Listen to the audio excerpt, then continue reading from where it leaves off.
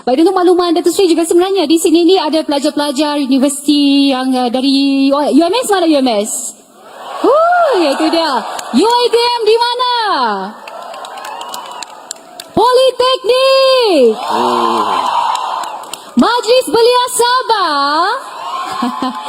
Ada ramai lagi sebenarnya para pelajar dari IPTS. Tidak mampu saya sebut satu-satu. Nanti yang lain merajuk pula kan. Jangan merajuk dulu. Okey, jadi kalau macam tu saya kira sudah boleh kita buka sesi soal jawab dengan Datuk Seri. Baik, ini adalah mekanismenya ya. Caranya mudah saja tapi harus anda dengar dengan teliti agar perjalanan kita berjalan dengan lancar. Okey, caranya adalah setiap daripada anda cuma diberikan peluang untuk bertanya satu soalan sahaja. Pastikan soalan itu pendek dan ringkas agar kita mampu memberikan peluang kepada yang lain untuk bertanyakan soalan. Toleransi, itu kan? Okey, baik. Dan saya difahamkan di kiri kanan anda juga ada Alif dan juga Zul yang sedang memegang mikrofon. Mana Alif dan Zul? Oh, itu dia, dua jejaka yang tampan, tu situ. Okey, mereka akan pergi kepada anda sekiranya anda mengangkat tangan. Kejap, saya belum bagi arahan lagi, okey. Jadi, siapa di antara anda yang ada soalan, sila angkat tangan. Oh, banyak. Wow. Okey, kejap. Mana? Alif, Zul? Mana Alif, Zul? Sorry, ramai orang sangat. Okey, kita dulukan dahulu yang di depan ini. Okey, sila perkenalkan diri dan terus asal dan terus kepada soalan padat dan ringkas ya. Terima kasih. Assalamualaikum warahmatullahi wabarakatuh. Dan salam Malaysia Madani saya ucapkan kepada yang amat berbahagia Datuk Seri. Saya Jiva Cassandra Abdul Mumin, merupakan Presiden Majlis Perwakilan Pelajar Universiti Malaysia Sabah. Okey, sebelum tu minta maaf jika terpanjang sedikit sebab saya membawa suara 17,000 student. Okey? Make it short and pack. Okey. Saya ingin bertanyakan soalan dan mengajukan cadangan beserta tuntutan kepada yang amat berbahagia Datuk Seri berkaitan isu air yang kini menjadi pendebatan hangat di Sabah. Okey, yang pertama, saya laju-laju. Yang pertama berkenaan kes kecurian air oleh pendatang asing tanpa izin yang sukar untuk dibendung. Oleh itu, kami mencadangkan agar isu ini disemak imbang semula dan memantau dengan lebih ketat kegiatan parti di Sabah melalui kerjasama dengan Kerajaan Negeri Sabah dan pihak berwajib. Sangatlah tidak adil di mana kita sebagai bumi putera yang sah tidak mendapat keperluan harian disebabkan oleh entiti-entiti berkenaan. Seterusnya, Kejap. Kenapa sudah dia itu? punya brightness. Alright. Go. Okey, seterusnya berikutan isu penyelenggaraan empangan Telibung 2 yang telah lama tertangguh disebabkan oleh kekurangan tenaga kontraktor dan sebagainya. Oleh itu, kami memohon bantuan dari pihak kerajaan persekutuan bagi membekalkan tenaga kerja kontraktor tambahan bagi mempercepatkan proses penyelenggaraan. Jika perlu, kami menuntut agar gesaan dibuat terhadap pihak berkaitan bagi menukar tender dalam tempoh yang ditetapkan tanpa sebarang penangguhan. Tambahan, berikutan isu skandal 1.2 juta pada 2016, kami warga Sabah juga menuntut jawapan ke mana perginya duit rampasan itu, adakah dikembalikan untuk proses penyelenggaraan atau sebaliknya. Okey, yang terakhir adalah isu yang berpusat di UMS sendiri. Untuk makluman Datuk Seri, sumber air di Sabah yang kurang menyebabkan kami dan pengurusan universiti terpaksa mengeluarkan duit bagi projek penggerudian air bawah tanah dan pusat rawatan air bawah tanah dan air hujan yang memakan kos 230,000 bagi satu pusat rawatan. Dan dalam perancangan, pihak UMS akan membuka 3 pusat rawatan bagi setiap kolej kediaman. Dan jumlah keseluruhan adalah 690,000. Boleh dikatakan kami di UMS terpaksa menggunakan kos sebesar ini bagi mengurangkan kesan masalah air di universiti, sedangkan universiti lain tidak perlu berbuat demikian kerana tiada masalah air. Justru kami memohon respon daripada pihak yang amat berbahagia Datuk Seri berkaitan tuntutan kami kerana suka saya petik kembali kenyataan yang pernah Datuk Seri keluarkan sebelum ini, yakni kalaupun perlu berbilion ringgit, kita mesti selesaikan isu air tahun ini juga. Baik, terima kasih. Terima kasih juga atas usaha Datuk Seri dan menteri-menteri serta agensi tertentu.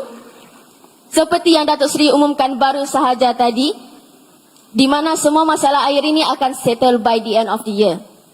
Itu sahaja soalan dan tuntutan dari kami dan saya sendiri, Presiden Majlis Perwakilan Pelajar Universiti Malaysia Sabah. Terima kasih. Baik. Mana nak Chancellor? Mana kalau 700,000 ringgit itu cukup untuk gerudi air?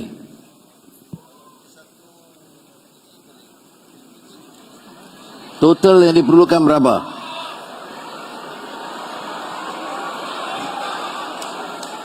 Okey.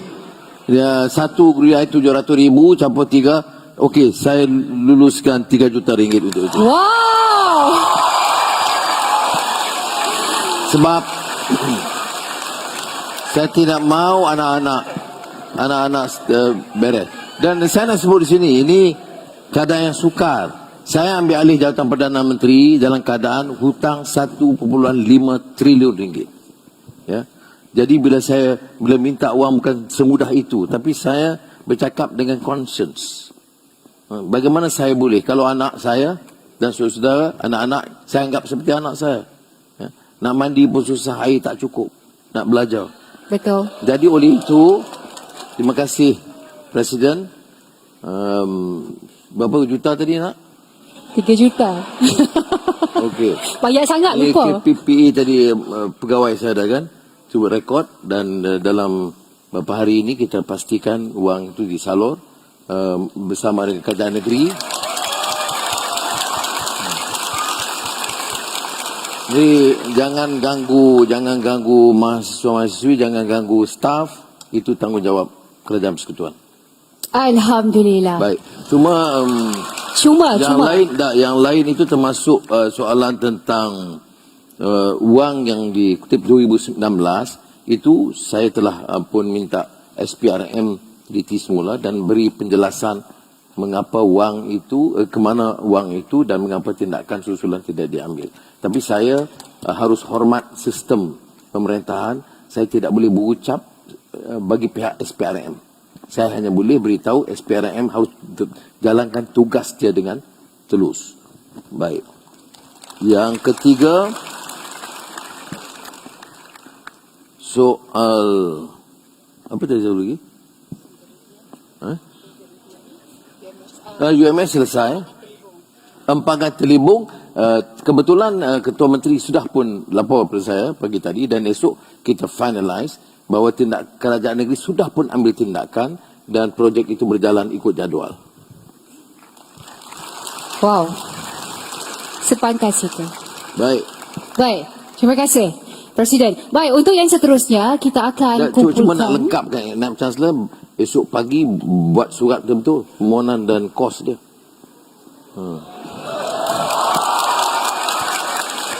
Anda semua saksi. Baik, untuk yang seterusnya, soalan kita akan ambil daripada dua orang. Kita akan kumpulkan dahulu 2 soalan, pastikan ia ringkas dan padat. Barulah akan dijawab oleh Datuk Seri. Baik, kita teruskan. Kalau boleh, pilih yang sebelah kiri pula. Ali Fenzul, where are you?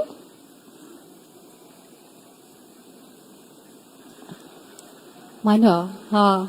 Banyak sangat tangan mengangkat dia. Sabah memang macam ni. Dia sangat interaktif. Okey. Di mana dia? Oh, over there. Ya, sila perkenalkan diri, asal dan juga soalan. Assalamualaikum dan selamat petang. Tahniah Datuk Seri. Saya ada soalan ini.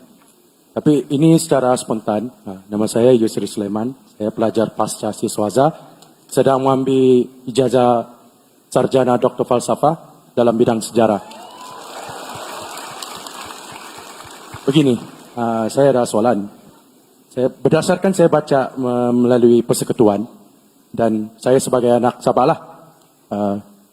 Masa dalam kemerdekaan lah daripada Tunku Abdul Rahman kan sampai sekarang dan dia sudah dijanjikan dalam beberapa bilion tapi ada tidak dapat disalurkan Ini berdasarkan saya baca dokumen lah di Arsip Negeri. Jadi itu, adakah apa pandangan kepada Datuk Seri mengenai sistem pemerintahan itu sendiri, persekutuan? Saya akui di Sabah ni sebagai dalam Malaysia, kita adalah Sabah adalah partners kepada persekutuan, tapi ada masih berlakunya percanggahan daripada dalam sistem pemerintahan itu. Apa pandangan Datuk Seri? Okay. Seperti yang saya sebut kepada anak-anak tadi, baca satu sumber, mesti cek dengan sumber yang lain. Itu yang dikatakan critical thinking. Kalau sumber daripada persekutuan sahaja, kadang-kadang tafsirannya itu tidak memihak kepada Sabah dan Sarawak. Kalau baca kadang sumber yang ekstrim daripada Sarawak atau Sabah, seolah-olah seluruh dana dan peruntukan itu hanya untuk Sabah dan Sarawak. Kita harus lihat pertamanya apa dia peraturan perjanjian Malaysia 1963. Dan kita teliti, ada yang dijanjikan yang belum ditunaikan. Dan kalau sudah lihat 6 bulan yang lalu setelah saya ambil alih, itu keutamaannya. Dan apa yang diputuskan kita laksanakan. Saya ingat hampir keseluruhannya, termasuk memberikan ruang projek-projek dilaksanakan sendiri oleh negeri. Kemudian ada bayaran tahunan yang dulu dikekalkan dari tahap yang lama, sekarang kita tingkatkan, tambahan double daripada peruntukan awal. Dan kalau sudah lihat umpamanya proyek-proyek yang saya umumkan tadi, untuk Sabah itu tertinggi dalam belanjawan madani tahun lalu yang saya umumkan. Sabah dan Sarawak itu tertinggi. Ada ahli Parlimen Pembangkang yang mengkritik saya. Dia kata Anwar atau Menteri Kewangan tidak adil kerana berikan terlalu lebih keutamaan kepada Sabah Sarawak ketimbang negeri-negeri di Semenanjung. Saya jawab, kita beri berdasarkan keperluan. Ada juga negeri seperti Kelantan ada masalah air yang besar. Negeri-negeri lain bekalan air itu jauh lebih baik. Jadi kalau kita belanja lebih tinggi di Sabah, itu kerana keperluan.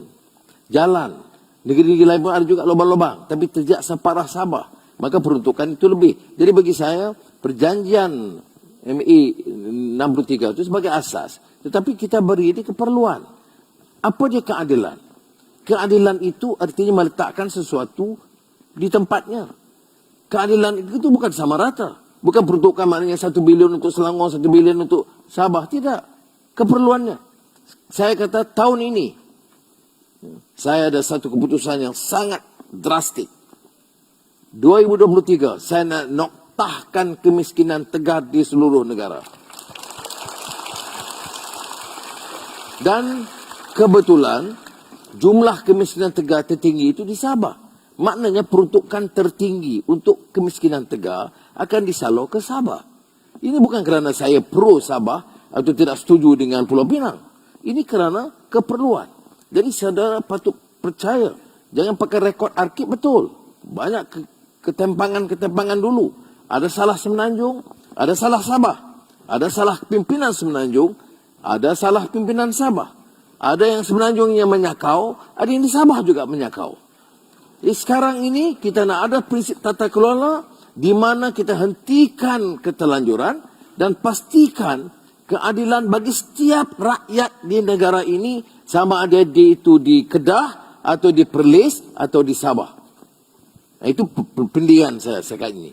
Dan saya percaya dalam perbincangan saya dengan Ketua Menteri Tuan Haji Hajiji dan Premier Sarawak Abang Johari, dan saya sampaikan juga kepada Ketua-Ketua Menteri dan Menteri Besar di Semenanjung, ini pendirian kita. Dan kalaupun saya katakan dikritik, saya beritahu kepada ahli Parlimen Pembangkang itu, kamu itu jangan terlalu jahil dan dangkal sehingga tak faham apa dia arti Malaysia dan perjanjian 1963. Kalau dia faham, selamat. Terima kasih. Baik, terima kasih Datuk Seri. Seterusnya, siapa lagi ada soalan? Kalau boleh di kalangan orang awam. Assalamualaikum. Kat mana tu? Siapa tu? Saya. Mana sebelah kanan? Oh tu. Oh ni. Sorry, tak nampak ramai. Okey, silakan. Nama, asal, soalannya. Hello, Assalamualaikum warahmatullahi wabarakatuh. Nama saya Irfan bin Mat Idris, berasal daripada Seremban Negeri Sembilan. Okey, saya nak bertanya tentang soalan untuk pasal mahasiswa sendirilah. Okey, seperti yang kita tahu, kita ni merupakan pelajar keluaran COVID dan ekonomi sekarang sedang tidak stabil. Jadi saya nak tanya untuk kerajaan sendiri, apakah jaminan untuk fresh grad bila kami grad nanti? Apakah jaminan sebab kita lihat sekarang ni gaji basic untuk diploma dengan degree sangatlah tidak relevan dengan harga barangan sekarang ni. Jadi kalau ada plan, bilakah terlaksananya dalam jangka masa berapa lama jaminan tu akan plan tu akan terlaksana? Terima kasih. Terima kasih. Yang pertama, yang perlu dibuat sekarang belajar betul-betul biar cemerlang. Yang lain ni kita sedang berusaha. Semalam saya panggil wakil-wakil bank, wakil-wakil peniaga, tanya tentang bagaimana kita cadangan-cadangan baru untuk kita tingkatkan. Kerana iklim ekonomi dunia umumnya itu sekarang ni jatuh, merosot sedikit. Termasuk negara China. Bila negara China jatuh, ekspor kita juga terjejas sedikit. Tetapi ada berita baiknya, iaitu kalau tengok suku tahun pertama, pertumbuhan Malaysia itu 5.7%, tertinggi banding dengan China atau Vietnam atau Indonesia. Jadi kita masih cepat. Kemudian pelaburan, saya ke negara China baru-baru ini, dan pelaburan yang dijanjikan itu mencecah 170 bilion ringgit, dan sebahagiannya saya cadangkan kepada mereka, ya di Selangor, di Johor, di Pulau Pinang, bahan-bahan di Terengganu, di Pahang, di Sabah dan di Sarawak. Jadi bila ke pelaburan itu sampai, baru dia boleh membangkit dan memacu pertumbuhan yang lebih. Apakah boleh kita janji dan jamin sepenuhnya? Saya tidak boleh janji begitu. Cuma yang saya boleh buat, kita harus kerja sekuat mungkin, politically stable dan dasar jelas, dan seluruh kekuatan kita, persekutuan negeri, kita cari jalan supaya percepatkan proses pembangunan. Kita ada umpamanya untuk suku tahun pertama tahun ini ketimbang suku tahun pertama tahun lalu, 2022. Perbelanjaan itu jauh lebih baik. Tetapi saya beritahu kepada para pegawai, saya perjumpaan dengan semua ketua-ketua setiausaha dan ketua pengarah dan jemaah menteri, saya kata saya tak puas hati. Projek itu harus dicepatkan supaya kita boleh gerakkan ekonomi itu lebih pantas dari yang pernah kita capai sebelumnya. Kalaupun tidak daripada dana luar, dana yang telah diperuntukkan. Dan dalam perkara yang basic seperti mana saya sebut, yang diulang oleh Presiden tadi, iaitu kalau ia menyentuh soal hidup rakyat, kemiskinan tegar, soal air, soal jalan, itu terpaksa kita cari jalan, termasuk berhutang semata untuk menyelamatkan masalah rakyat. Now, apakah ada kemungkinan naik sedikit gaji? Saya agak optimis, tetapi saya tidak berani berjanji, melainkan beberapa projek seperti TVET. TVET sekarang, saya minta umpamanya, kalau TVET itu di Kimanis, maka Petronas ambil alih. Atau di Proton di Pekan Pahang, Proton ambil alih TVET itu. Dengan cara sedemikian, bila dia latih, gaji lulusan TVET itu jauh lebih baik daripada sebelumnya. Jadi untuk mahasiswa, saya boleh hanya pesan, belajar gaji-gajiin, jalankan tanggungjawab dengan baik, dan insya-Allah keadaan lebih baik. Baik, terima kasih Datuk Seri. Baik, soalan yang seterusnya mungkin boleh ambil dari sebelah sini. Bismillahirrahmanirrahim. Di sini Datuk Seri. Assalamualaikum warahmatullahi taala wabarakatuh. Mana boleh ambil alih tugas pengurusan? Salam sejahtera. Dia patut N yang putuskan. Terima kasih Datuk Seri Yang Amat Berhormat Datuk Seri. Salam reformasi, salam Malaysiaku Madani. Ya. Saya penjawat awam Datuk Seri, berkhidmat 22 tahun di Federal Agency di Labuan. Dan hadir pada hari ini selepas 22 tahun saya adalah alumni UMS dan aktif di dalam MPP pada masa itu. Saya mengucapkan salam perpaduan juga kepada rakan-rakan, alumni, guru-guru saya, profesor-profesor ada di sini. Ya, saya nak mengajukan satu permintaan kepada Datuk Seri agar dapat mempermudahkan tujuan kami, saya sendiri dan beberapa sebenarnya rakan-rakan untuk dapat meneruskan pelajaran. Dan saya telah mendaftar di UMS untuk program MBA. Dan apa yang saya nak minta di sini ialah adanya satu kemudahan daripada kerajaan kepada kami, Datuk Seri, supaya diberikan kelulusan cuti belajar sama ada bergaji separuh gaji atau sepenuh gaji. Yang saya dapat 3 kali dah saya merayu hanya diberikan kelulusan cuti belajar tanpa gaji. Dan pada bulan 9 saya akan mengikuti program di UMS dan saya mohon adanya kemudahan diberikan peluang kepada kami Datuk Seri supaya dapat kami Baik, meneruskan. boleh dipertimbangkan tapi kita kena teliti dulu. Terima Kalau kasih, sekarang Datuk. 10,000 penjawat awam nak ambil masters, jadi 10,000 tak ada orang kerja, jadi Terima kita kena kasih. fikir. Terima so kasih. there may be a quota. Terima kasih, Datuk Seri. Okey, terima kasih. Terima kasih. Rektor tolong ambil, Assalamualaikum. Chancellor tolong ambil perhatian. Tengok berapa orang. Baik, kita akan soalan yang seterusnya. Mungkin sebelah sini, kita beri peluang kepada yang ada sebelah sini. Okey, anda. Sila kenalkan nama, soalan. Salam sejahtera Datuk Seri. Nama saya Jacob Petrus. Saya merupakan timbalan Naib Presiden untuk Persatuan Mahasiswa Sabah Universiti Putra Malaysia. Persoalan saya dekat sini berkenaan dengan isu tiket penerbangan pulang ke Sabah. Actually, saya this is one of my situation yang berlaku. Saya juga bekas pelajar daripada UPMKB yang mana kami sering mengalami masalah tiket penerbangan yang terlalu mahal. Yang mana sampai boleh saya katakan dalam setahun cuma 2 kali sejak saya sempat balik Tawau. Yang mana satu tiket sejak pulang dan balik sudah cecak 1,000. Kalau 2 kali balik 2,000. Belum lagi campur dengan kos sara hidup kami di universiti lah. Mostly yang orang bilang perantau ni Datuk Seri. So kiranya adakah inisiatif atau cadangan daripada Kerajaan Malaysia Madani ini untuk membantu pelajar, terutamanya pelajar yang merantau ke luar negeri untuk menyambung pelajaran mereka. And then sambungan, adakah bantuan tersebut hanya orang bilang berterusan atau one hit wonder?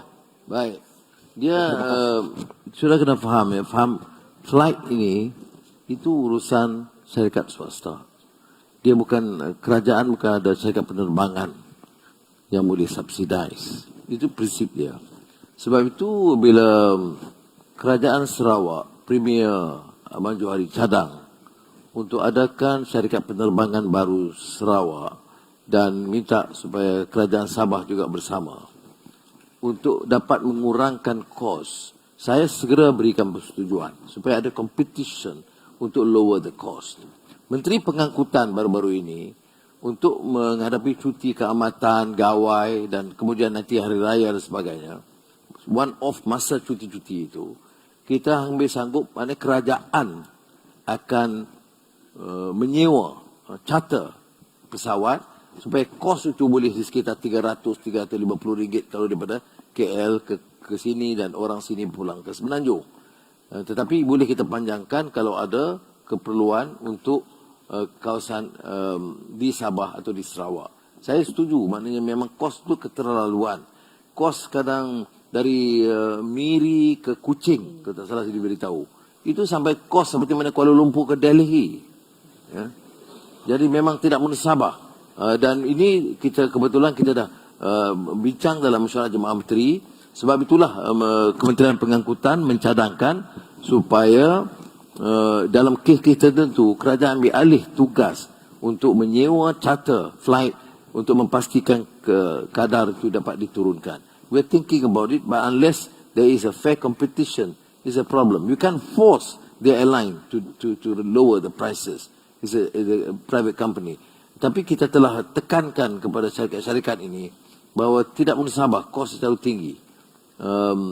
Ada beberapa cadangan lain, mudah-mudahan kita dapat segerakan syarikat baru yang Sabah Sarawak ini sekurang-kurangnya boleh selesaikan masalah lingkungan Sabah Sarawak. Tetapi bagi pihak Kementerian Pengangkutan telah pun mengumumkan beberapa langkah termasuk penyewaan charter flight untuk sekurang-kurangnya musim percutian.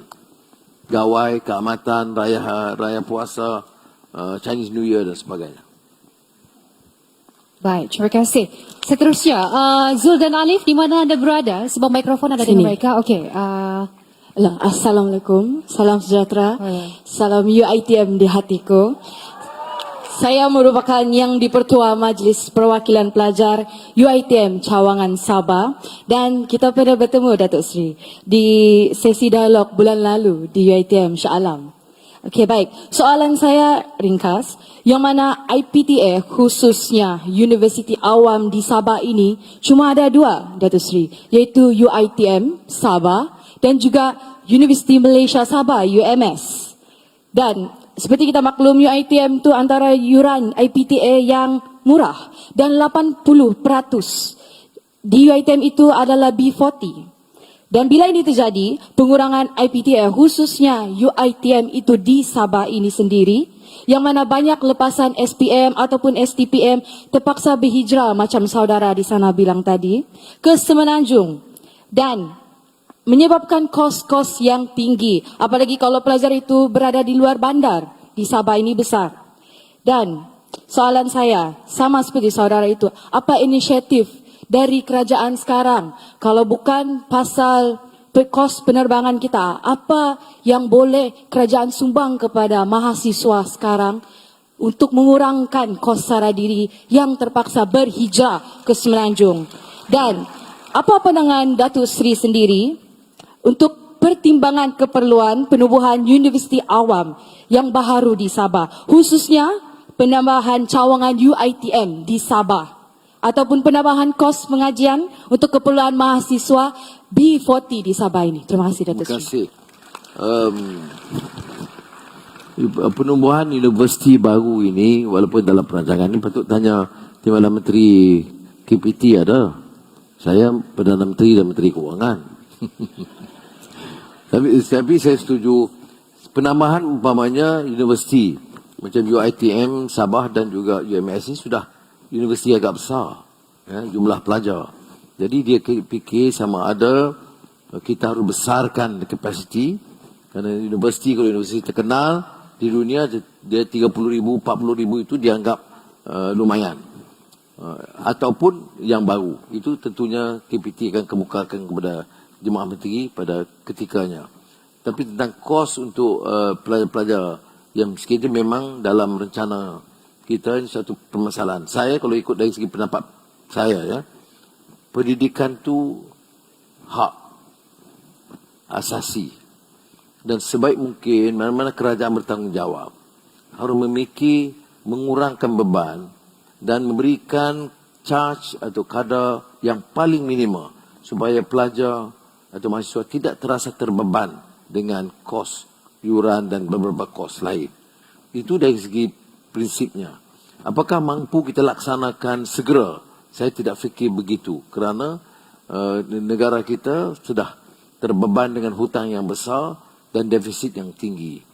Dan kita mampu berhutang sedikit tapi tidak boleh lebih daripada yang ikut unjuran kita, kerana saya tidak mahu defisit negara kita itu terus membengkak. Bila defisit membengkak, confidence tidak ada, pelaburan tidak akan sampai.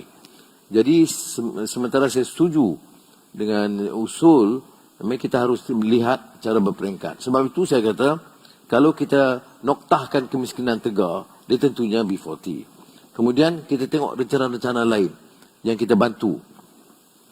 Tadi kepada tentera saya umumkan, penjawat awam dia dapat allowance untuk orang Sabah Sarawak yang ke Semenanjung dan orang Semenanjung ke Sabah Sarawak. Tetapi kadar dia itu lebih tinggi daripada kadar untuk tentera. Ya. Jadi tadi saya umumkan supaya kadar itu disamakan.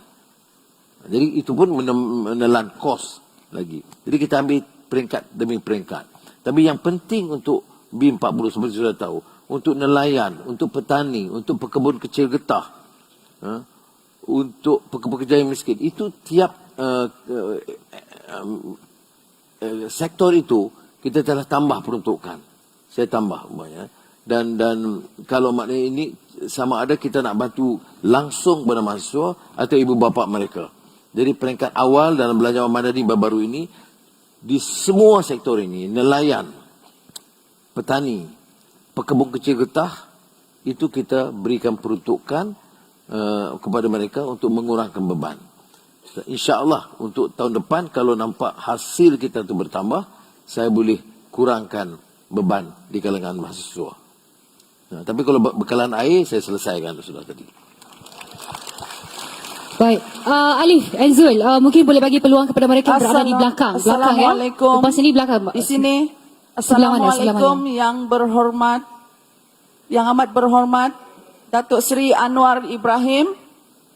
Saya Dr. Suraya Haji Bungsu, alumni UMS. Saya adalah seorang guru sekolah menengah di daerah Beaufort dan saya ingin membawakan satu perkara berkaitan dengan isu kekurangan guru. Kekurangan guru di Malaysia dan Sabah tidak terkecuali. Baik, kekurangan guru di daerah saya ingat dia dalam tahap yang kritikal. Ini saya melihat pengalaman Suraya, saya sebagai seorang guru. Dr. Suraya, Ya. minggu lalu kalau teliti ucapan Menteri Fadlina, dia telah umumkan bahawa telah dibuka peluang pengambilan guru-guru untuk menampung kekurangan. Itu sudah dijawab minggu lalu. Boleh saya teruskan? Boleh tambah aja, tapi Ya. jawapan sudah diberikan. Patut Suraya baca kenyataan menteri ya. Ya, untuk menjadi Malaysia Madani, saya Ya. ingat pendidikan perlu diperkasa dan sekarang kita di tahap 1:40, sedangkan negara maju adalah 1:20. Dalam daerah saya ada beberapa mata pelajaran yang terpaksa ditutup akibat kekurangan guru yang sangat kritikal.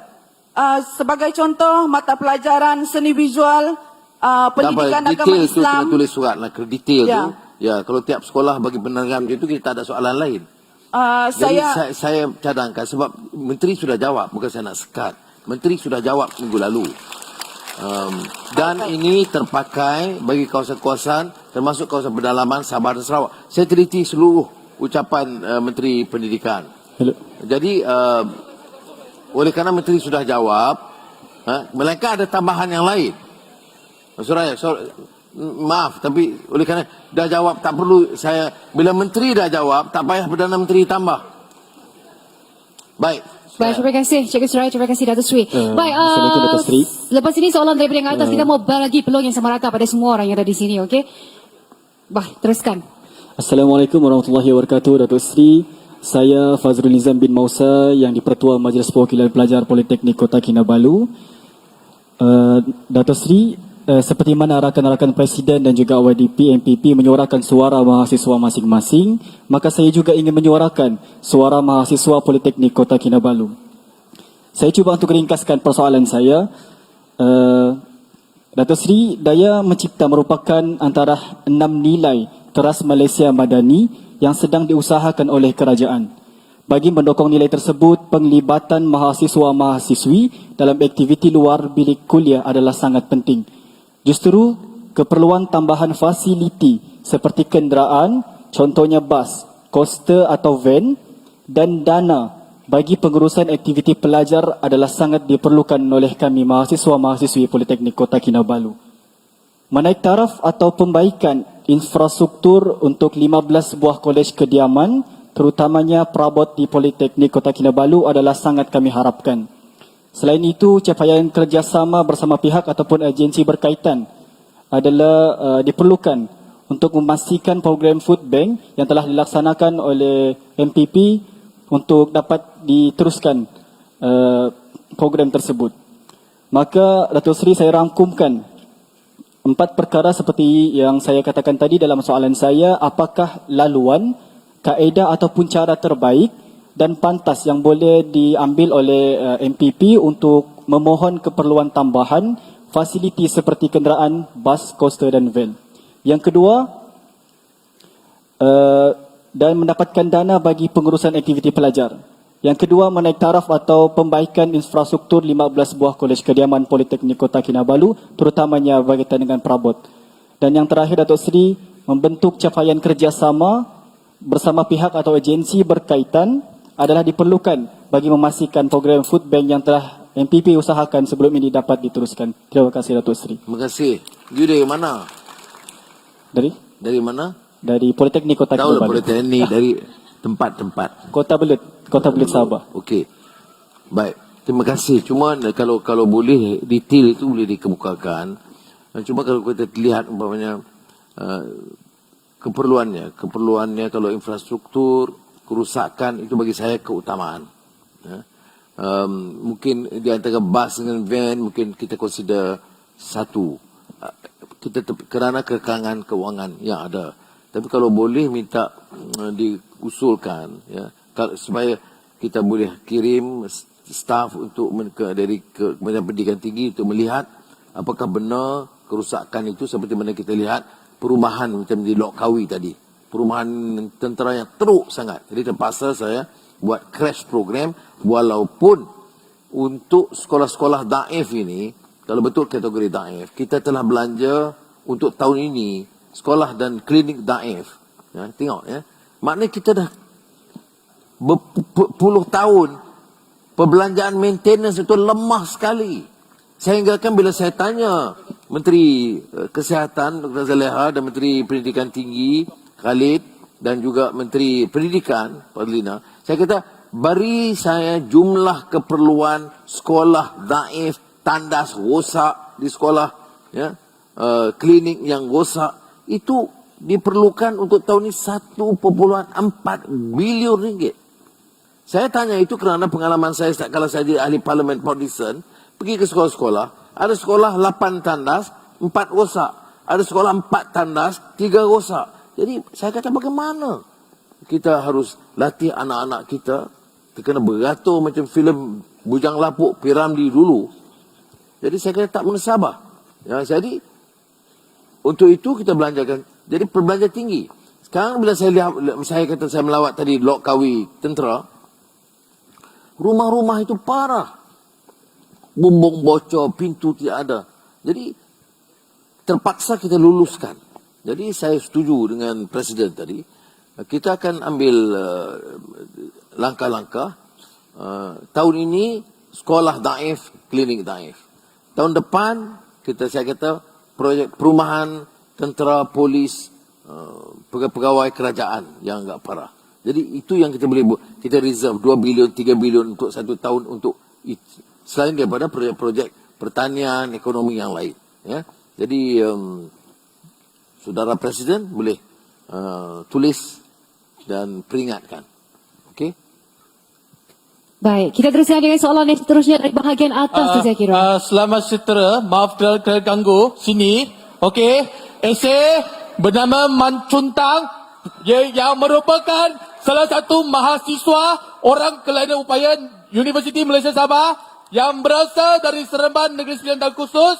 Maka soalan esei adalah mengenai kebajikan adapun untuk mahasiswa orang kelainan upaya. Sebab setahu esei dari tahun lepas ada orang tanya daripada TNC Prof Rahman pasal yang industri itu. Sebab sejak kebelakangan ini banyak juga ada isu OKT tindas macam tidak dapat mendapat kebekerjaan sebab ramai macam alumni ataupun graduan orang kelainan upaya yang ingin mendapat pekerjaan yang ingin dapat pekerjaan yang sama rata dengan orang normal ataupun orang normal, tapi masalahnya tidak dapat mendapat pekerjaan seperti macam pekerjaan latihan industri ke ataupun macam kerani. So soalan saya essay ingin tanyakan kepada Datuk Seri Yang Amat Berhormat Datuk Seri Panglima bagaimana mau memperkasakan kebajikan OKU supaya mahasiswa OKU yang graduan dapat memasuki pekerjaan macam seperti latihan industri, macam industri kereta ataupun ataupun pekerjaan pejabat peluang pekerjaan sama seperti rakyat yang normal. Itu saja daripada saya. Sekian, Terima kasih. Dia sekarang ini umpamanya untuk bank, jabatan-jabatan kerajaan, kita boleh letakkan syarat. Dan untuk swasta, itu agak sukar sedikit. Kerana dia ada pilihan sendiri. Kita tak boleh paksa swasta itu ikut. Melainkan kita kata, cari jalan, beri ruang. Tapi untuk kerajaan, saya tahu di bank-bank sekarang, di jabatan-jabatan kerajaan, memang diperuntukkan satu kota supaya diberikan kelonggaran mengambil anak-anak OKU bekerja. Tapi oleh kerana sudah bangkitkan, insyaAllah saya akan bawa semula untuk pertimbangan ke Jemaah Menteri mencari jalan dan kaedah baru untuk menambah peluang OKU bekerja. Baik. Terima kasih, terima kasih Datuk Seri. Baik, saya kira kita masih ada masa ya. Baik, seterusnya mohon yang ada di bahagian belakang soalannya. Silakan. Sebelah kiri, kanan. Sebentar ya sebab mikrofon ada di belakang. Kang tak habis-habis orang puji aku pula. Okay. Bismillahirrahmanirrahim. Assalamualaikum warahmatullahi wabarakatuh. Yang berhormat, nama saya Nurul Insyira binti Azman daripada Fakulti Pengkomputeran dan Informatik. Baiklah, concern saya sebagai student iaitu concern kami, pelajar semua, goal kita untuk masuk universiti adalah untuk menjadi golongan intelektual seperti apa yang berhormat jelaskan tadi. Okey, dekat sini persediaan pelajar untuk menjadi pekerja yang berkualiti adalah pada tempoh internship. Dan masalahnya, universiti tiada usaha sama dengan industri untuk memastikan latihan yang berkualiti dan praktikal menyebabkan student dengan sendiri mencari tempat mereka. Especially dekat Sabah, bagi internship sangat kurang bidang yang profesional. Dua isu wujud di sini. Yang pertama, student tidak dapat praktikal yang menyediakan dia menjadi pekerja yang berdaya saing dan seterusnya berlaku pembaziran talent, berlaku pembaziran skill. Dan soalan saya, apakah inisiatif kerajaan untuk memastikan pelajar amali agar mereka dapat pengalaman dan sifat daya saing yang secukupnya semasa internship? Adakah program seperti MyStep dapat diwujudkan dengan industri semasa? Itu saja yang berhormat. Baik, terima kasih. Beratlah jadi kerajaan ni. Bagi belajar, lepas tu dia suruh repair perabot, dia suruh tambah perabot, kemudian bagi lulus, kemudian internship pun saya nak kena cari. Kalau gitu baik-baik. Cadangan tu baik, maknanya harus ada usaha. Kadang-kadang nak suruh mahasiswa sendiri, itu mungkin sukar. Mungkin saya akan bincang dengan Menteri Pendidikan Tinggi atau Menteri Sumber Manusia, ikutlah ke program supaya universiti sendiri ada jalan supaya dari awal ada jaringan dengan industri atau syarikat-syarikat swasta supaya dapat digalakkan ya, berikan peluang internship. Saya semasa jadi ahli parlimen sendiri pun ya, saya beri ruang masa ketua pembangkang kepada mahasiswa, tapi tentunya mahasiswa kena dekat dengan parlimen. Kalau tidak, kalau dari Sabah kan problem. Jadi untuk itu jawapannya ialah kita akan usulkan supaya universiti atau mungkin HEP cari jalan supaya ada rangkaian ini dan membantu mempercepat proses penerimaan internship mahasiswa. Ya, setakat itu saya boleh jawab. Terima kasih Datuk Seri. Baik, seterusnya. Mikrofonnya ada di mana? Silakan. Yang ada pegang mikrofon sekarang. Ali Fenzul, where are you? Situ. Okey, silakan. Siapa nama? Asal mana? Bismillahirrahmanirrahim. Assalamualaikum warahmatullahi wabarakatuh. Saya Haryadi. Saya Ketua PPI, Perhimpunan Pelajar Indonesia Sabah.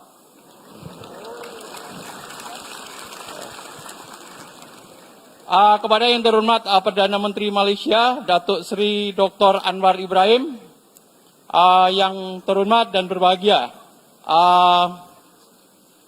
ada satu pertanyaan, soalan yang saya lihat bahwa banyak sekali pelajar Indonesia yang studi di Malaysia umumnya, ada sekitar 12.000 orang. Di Malaysia, di Sabah, ini sebagai KPPI itu ada 100 orang di sini. Yang kami akan tanyakan adalah bagaimana Datuk Seri melihat peran pendidikan dalam memperkuat hubungan bilateral dan bagaimana pemerintah Malaysia mendukung pertukaran mahasiswa serta kolaborasi penelitian antara kedua negara. Terima kasih. Baik. Soalan dia, peran itu peranan. Penelitian is penyelidikan. Jangan salah paham lah, teliti lain. Ya, baik. Soalannya sekarang ini hubungan dua hala atau di sini disebut bilateral itu sangat baik. Kita kunjungan saya ke Indonesia dan minggu depan Presiden Jokowi akan datang ke Kuala Lumpur dan Putrajaya. 9 akhir bulan tak salah saya. Jadi ini untuk memperkukuh hubungan kerjasama. Hubungan kerjasama ini tentunya perdagangan, pelaburan, kerjasama industri, kerjasama strategi dan kerjasama dalam bidang pendidikan. Mahasiswa di Malaysia di Indonesia pun 10,000, mahasiswa Indonesia di Malaysia pun 10,000. Jadi tentunya kehadiran mahasiswa kedua-dua negara itu membantu meningkat kefahaman dan juga kerjasama dan budaya. Jadi saya anggap ini satu pendekatan yang positif. Soal penyelidikan di sana disebut penelitian, beberapa universitas yang saya faham ya, UI, Universitas Gadjah Mada, UNPAD, ITB, Pejajaran, Medan, berapa memang ada hubungan kerjasama dengan universitas di sini. Umpamanya UKM, UM, saya kurang pasti di sini. Tetapi di kebanyakan universiti memang ada kerjasama dalam bidang pendidikan atau penelitian. Suatu perkara yang sangat positif yang kami dukung dengan kuat. Baik, terima kasih Datuk Seri. Seterusnya, Salam sejahtera. di manakah anda berada? Sebelah mana? Sini. Oh, okey. Salam Silakan. sejahtera. Nama saya Trisha Christina. Saya dari mahasiswa UMS first year. Tahniah yang berhormat atas pelantikan sebagai Perdana Menteri. Seperti yang mana kita tahu. Okey. Yes. Seperti mana yang kita tahu, selepas yang berhormat dilantik sebagai Perdana Menteri, mata wang negara kita Malaysia naik secara drastis dan kita menerima pelabur terutama khususnya dari Timur Tengah. Dan soalan saya hari ini, bagaimanakah dengan KDNK negara kita dan ke mana kita akan pergi? Sekian, terima kasih. Wah, ini macam lagu. Ke mana kita akan pergi ya? Lagu apa tu ya? Baik. Saya syukur alhamdulillah. Saya sebut tadi ekonomi ini bukan politik ya. Dia mesti berdasarkan kepada fakta. Dia tidak harus dibohongi. Kalau tidak nanti rusak.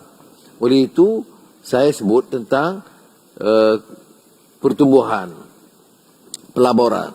Cuma alhamdulillah suku tahun pertama angka-angka itu sangat menggalakkan. Hasil negara dari pencukaian dan custom itu meningkat tinggi. Ya. Suku tahun pertama, maknanya sampai Januari, April. Kemudian KDNK saya sebut tadi 56, lebih tinggi dari negara China, Vietnam, Indonesia. Ya, di antara yang paling tinggi di ASEAN dan di Asia. Kemudian pelabur yang hadir pun banyak. Amazon Amazon itu memilih beberapa negara dan akhirnya keputusannya ke Malaysia. Kemudian Geely yang buat Proton itu 10 bilion ringgit walaupun di Tanjung Malim. Kemudian petrokimia, syarikat petrokimia yang terbesar di dunia, Rongshan, itu juga masuk. Tapi itu di Johor. Pelancongan meningkat tinggi. Di Sabah itu pelancongan sudah hampir 2 kali ganda daripada sebelum Covid, tidak sampai masa Covid, tapi kalau hujung minggu penuh hotel-hotel semua. Jadi bagi saya angka itu menggalakkan. Cuma harus ada kewaspadaan. Sebab saya katakan iklim ekonomi dan perdagangan dunia itu agak terkesan. Pertama soal perang Ukraine Rusia yang belum selesai. Keduanya kerana kelembaban sedikit ekonomi negara China, walaupun kenyataan-kenyataan terbaru dari negara China menunjukkan ada langkah-langkah baru pimpinan negara China untuk mengangkat semula ekonomi. Jadi kita harus sentiasa waspada, belanja dengan berhemah, jaga supaya tata kelola baik, tarik pelabur-pelabur dari luar negara. Baru ini Crown Prince, putera mahkota dari UAE datang, dan hubungan antara bangsa kita membaik. Jadi kita mesti ada usaha yang gigih, dan kerajaan-kerajaan negeri bersama persekutuan, menteri-menteri mesti aktif betul untuk memastikan kelulusan ini cepat. Orang kita compete sekarang banyak negara. Kadang-kadang disebut ease of doing business. Orang nak labur, kemudian banyak kerana ada 14 jabatan dia kena lalui. Dia kena tunggu EIA 2 tahun. Itu akan menimbulkan masalah. Jadi sebab itu, sementara kita mahu galakkan pelabur, kita juga harus ambil tindakan yang lebih cermat dan pantas untuk menarik pelabur dalam dunia yang giat bersaing ini. Terima kasih. Baik, terima kasih. Itu saja masa yang kita dah difahamkan. Sekarang ini pihak pengajuh pun sudah bagi sign macam ni. Maksudnya itu saja masa yang kita ada. Biasalah waktu begitu mencemburui waktu yang kita ada bersama dengan Yang Amat Berhormat Datuk Seri. Jadi mohon maaf kepada semua yang tidak dapat memberikan, mengemukakan soalan untuk hari ini. InsyaAllah umur panjang pasti akan bertemu lagi. Baik, apa kata kita berikan satu tepukan yang gemuruh untuk Yang Amat Berhormat Perdana Menteri Malaysia, pemimpin nombor 1 negara. Alhamdulillah, terima kasih di atas kesediaan sekali lagi Yang Amat Berhormat Datuk Seri kerana bersama dengan kita hari ini di Universiti Malaysia Sabah. Cuma saya nak sampaikan kepada Nab Chancellor, kepada kerajaan negeri dan kepada anak-anak sekalian, saya ucap setinggi-tinggi penghargaan, kesabaran, kesungguhan saudara, dan saya nak luahkan perasaan saya, harapan yang sangat tinggi generasi muda untuk menentukan supaya negara ini di garis yang betul dan diangkat sebagai negara hebat di dunia. Baik, terima kasih Datuk Seri. Itu saja masa yang kita ada. Kita berikan tepukan yang gemuruh sekali lagi. Persilakan Yang Amat Berhormat Datuk Seri untuk kembali ke tempat duduk.